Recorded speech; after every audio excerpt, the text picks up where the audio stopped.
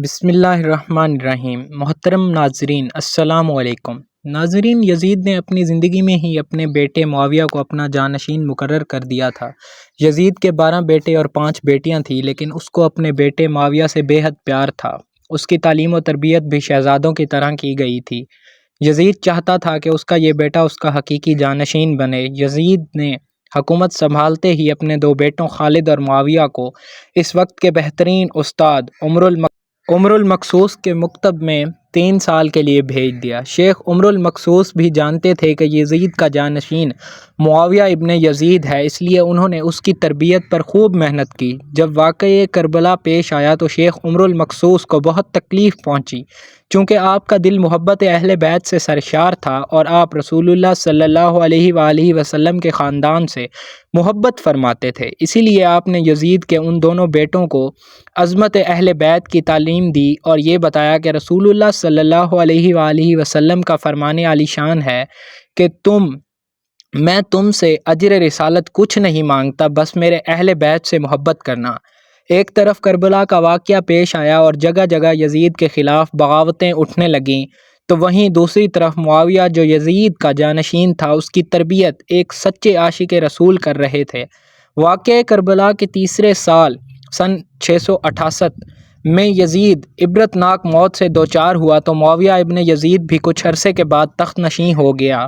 جیسے ہی معاویہ ابن یزید تخت پر بیٹھا تو استاد کی محنت رنگ لانے لگی اور اس نے آتے ہی واقعہ کربلا کی تحقیقات کیں اور محض 40ویں دن لوگوں کو اپنی طرف سے آزاد کر دیا۔ ناظرین، یزید کا بیٹا معاویہ ابن یزید نوجوان تھا اور جوانی کی حکومت کا ایسا دور ہے کہ جب انسانی خواہشات کی منہ زوری عروج پر ہوتی ہے۔ یزید کا جانشین ہونا اور پوری اسلامی مملکت پر حکمرانی کرنا اپنی تمام جائز و ناجائز خواہشات کو پورا کرنے کے لیے بہترین مواقع تھا، مگر معاویہ ابن یزید نے تخت پر بیٹھتے ہی واقعہ کربلا کی تحقیقات کی اور حالات کا بہت باریک بینی سے جائزہ لیا۔ جب اس نے دیکھا کہ میرے باپ نے اسلام اور مسلمانوں کو کس قدر عظیم نقصان پہنچایا، تو اس نے محسوس کہ وہ ایک دوراہے پر کھڑا ہے کہ حکومت کی باغ ڈور سنبھالنے اور ظلم و ستم اور عیش و عشرت کا بازار گرم کرے، یا تخت و تاج کو چھوڑ دے اور اپنے آپ کو ان ہولناک گناہوں اور ان کے دردناک عذاب سے دور رکھے۔ بالآخر اس نے فیصلہ کر ہی لیا۔ اس کا فیصلہ ان تعلیمات اور ایمان کی تفعیل ہی ممکن ہوا جو اس کے رگ و پے میں شامل ہو چکا تھا۔ اس نے پختہ ارادے کے ساتھ حکومت کے عہدے داروں اور عوام کو مسجد میں جمع کیا اور پھر خود منبر پر جا بیٹھا۔ اس نے اپنی تقریر میں سب سے پہلے اللہ تبارک و تعالیٰ کی حمد اور اس کے بعد رسول کائنات امام الانبیاء صلی اللہ علیہ وآلہ وسلم اور ان کی آل پر درود بھیجا اور یوں کہنے لگا، میرے باپ یزید ابن معاویہ کو جب حکومت ملی تو وہ اپنے اعمال اور بد کرداری کی وجہ سے ہرگز اس کا اہل نہیں تھا، لیکن وہ بھی اس پر قابض رہا اور اس کا نفس اس سے بدترین کاموں کی ترغیب دیتا رہا۔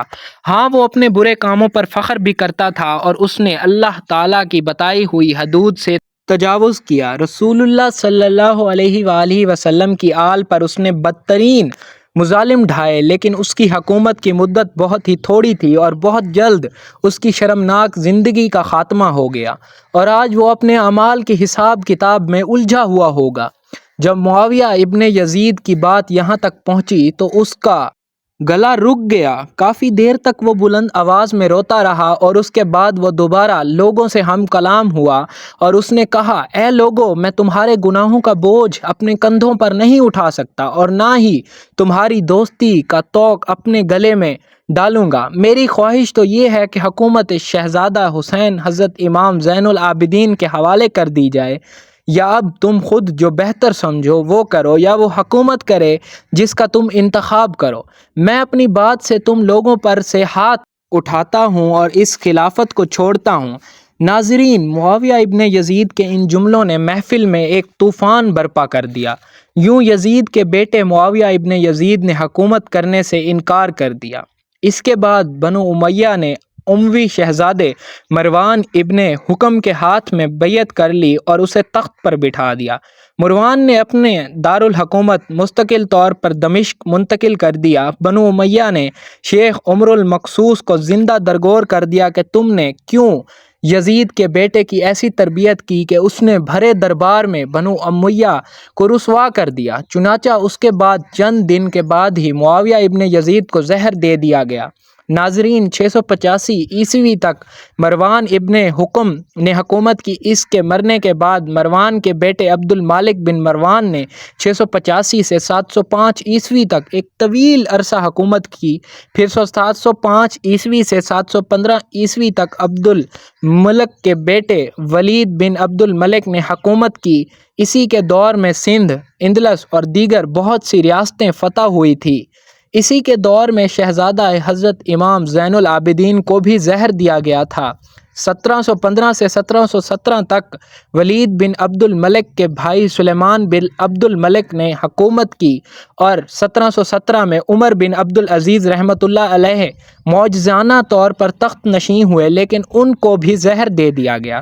720 سے 724 تک ولید بن عبد الملک اور سلیمان بن عبد الملک کے بھائی یزید بن عبد الملک نے حکومت کی باغ ڈور سنبھالی۔ اس کے بعد ہشام بن عبد الملک، ولید بن یزید، یزید بن ولید، ابراہیم بن ولید اور مروان بن محمد نے بالترتیب حکومت کی اور 750 عیسوی میں بنو امیہ کی حکومت کا تخت بنو عباس نے الٹ دیا۔ بنو امیہ کا آخری حکمران مروان ثانی ایک انتہائی سست اور ڈرپوک حکمران تھا، جس نے ابو مسلم خراسانی کے ہاتھوں شکست کھائی اور یوں بنو عباس کے حکمرانی شروع ہوئی۔ ناظرین، تاریخی کتابوں میں درج ہے کہ ابو مسلم خراسانی نے بنو عباس کے ابو جعفر المنصور اور ان کے بھائی ابو العباس الصفاح کو حکمرانی سونپ دی۔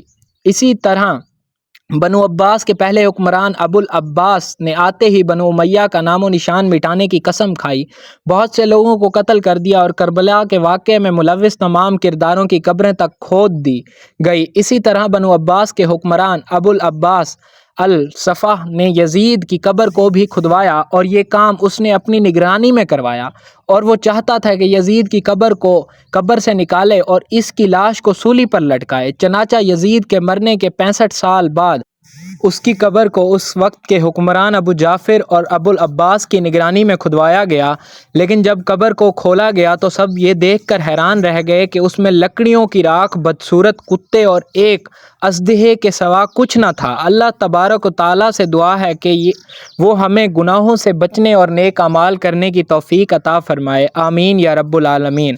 امید کرتا ہوں کہ آپ کو ہماری ویڈیو اچھی لگی ہوگی۔ اگر آپ کو ہماری ویڈیو اچھی لگی ہے تو ہماری ویڈیو کو لائک کریں اور مزید ایسی ویڈیوز کو دیکھنے کے لیے ہمارے چینل کو سبسکرائب کر دیں۔ ملتے ہیں نیکسٹ ویڈیو میں۔ اللہ حافظ۔